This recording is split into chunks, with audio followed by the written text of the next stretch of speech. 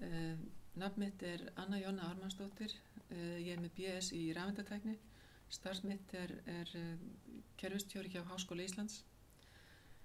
Ég var fyrsti formaður Trans Íslands og var einnig í trúnaðarráði samtakanna 78 og þekki einnig starfið í nefnd Gay Pride eða hinsegin daga. Trans Ísland verður aðildafélag að samtökunum 78 eins fljótt og hægt réttindabarátta hinsegin fólks meðal annars réttindabarátta hinsegin fólks. Réttindabarátta hinsegin fólks meðal annars mannréttindabarátta.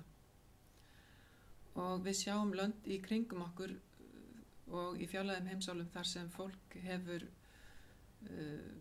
verið að berjast fyrir sínum réttindum og jafnvel í starthólunum, og við þurfum að aðstoða þessu lönd, við þurfum að einhvern veginn að hjálpa þeim, og við þurfum einnig að gæta því að missa ekki neitt af þeim réttindum sem okkur hefur sem áunnist hjá okkur. Og ég trúi því að samtökin 78 sameini allt hinsegin fólk af öllum litum regnbogans og að það sé bæði nú og í framtíðinni. Takk fyrir.